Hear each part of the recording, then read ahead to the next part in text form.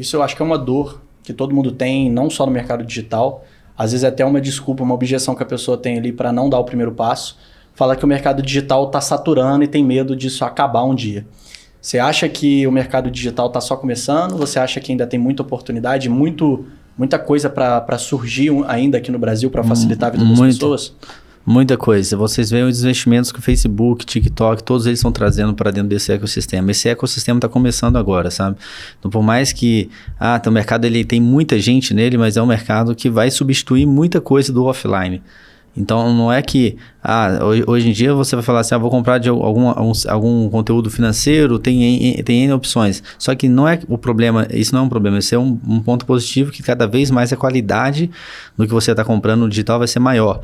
Então, você vai tendo mais opções segmentadas, né? Você vai ter nichos que hoje em dia você não tem dentro do digital. Então, cada vez mais eu acredito que o digital ele vai estar abrindo mais portas, entrando em mais nichos, né? Eu acho que cada vez mais nichados, deixando de ser genéricos e deixar de ter só criadores muito grandes. Eu acabei vendo muito isso com a produção de conteúdo, porque como eu comecei em 2014 a gravar vídeos, naquela época eram poucos nichos. Era nicho de entretenimento, gastronomia, empreendedorismo eu não consumia, mas tinha um ou outro ali que falava de negócios, tinha música. Hoje em dia você vê o tanto de produtor de conteúdo que tem por aí. Então, por exemplo, eu consigo ver isso muito com meu pai. Meu pai ele assiste vários canais no YouTube que eu nunca nem ia imaginar que existia.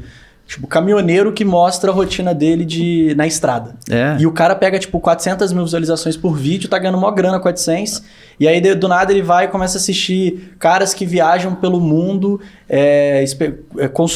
experimentando novas comidas e tal, e mostra ele e a esposa dele se aventurando por aí. Canal de viagem, que as pessoas pegam um trailer e saem viajando, e os caras vivem disso, e com o YouTube acaba dando uma fonte de renda a mais. Isso é interessante, né? Porque, cara, quando você perguntasse pra alguém, vou produzir esse tipo de conteúdo, né? A maioria das pessoas ao nosso redor falaria jamais. Só que a gente tem que entender muitas das vezes que nosso cliente não é a gente.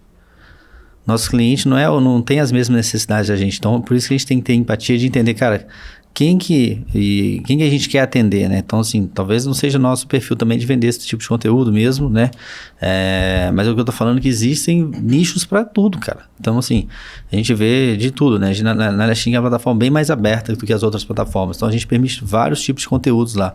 Então, a gente percebe que tem nichos de todos os níveis possíveis, assim, sabe? E aí, dentro da legalidade, dentro de uma coisa que não prejudica outras pessoas, né? Então, a gente tá sempre aberto a receber esses conteúdos diferentes lá também, sabe? Você falou uma coisa importante que muita gente pensa na hora de produzir um conteúdo ou na hora de vender algum produto de forma mais genérica, né? Sempre em o que eu acho que é um bom produto, ou então o que eu acho que meu cliente vai querer. Exato. Quando na verdade você tem que de fato tentar entender o que ele quer e atingir aquela dor que ele tá tendo. Então às vezes não é o que você está pensando no primeiro momento. Às vezes você faz uma pesquisa de mercado e vê que é uma coisa completamente diferente e existe demanda para muita coisa. Existe demanda para quem quer ficar assistindo a rotina de vida de um caminhoneiro, por exemplo. Exato. E até pensando nisso, né, pegando esse gancho, essa virada de chave da Boom para Last Link e tudo mais, foi um pouco nisso também, essa pivotagem que vocês fizeram de entender a dor do cliente, ou foi só querendo seguir um outro caminho? Primeiro, só respondendo ao seu primeiro ponto que você trouxe, quando as pessoas pensam muito no que ela vai produzir pensando nela, tem muito ego também, porque o cara vai falar assim, mas eu vou ensinar o básico de finanças, o meu concorrente vai falar que eu sou um burro, sabe? O cara vai falar que eu só sei aquilo. Eu sei muito mais que aquilo. Então, como que é difícil? E sempre a gente tem aquele professor na escola que sabia de tudo muito bem, mas na hora de ensinar não conseguia. Porque tinha isso com ele, sabe? Então, assim, o cara que ensina mais é o cara que entende o público dele melhor. É o cara que consegue entender e falar assim, e é onde está o maior dor do mercado. A gente vê o Thiago Nigro. Cara, ele ensina o básico, a Natália Arcuri. Esses caras são grandes, ensinam o básico ali e atendem uma grande massa. E a grande massa é isso, sabe? Então, assim, ela precisa do básico ali. E aí, sim, depois que você ensinou o básico, você vai fazendo a escadinha e vai subindo. Só que precisa ter esse pé no chão e entender isso, e tirar esse ego da frente, entendeu? Essa era uma dor que eu tinha muito quando eu comecei a produzir conteúdo também. Tipo, vou fazer um conteúdo básico explicando o que é um CDB, o que é renda fixa, o que esses caras, sei lá, um gestor de fundo vai olhar para o meu vídeo. Exato. E o que ele vai pensar? porque eu não sei nada. Só que, na verdade, meu vídeo não é para ele, né? É para uma pessoa que tá com um nível de conhecimento um pouco mais para baixo. Então, é aquela ideia.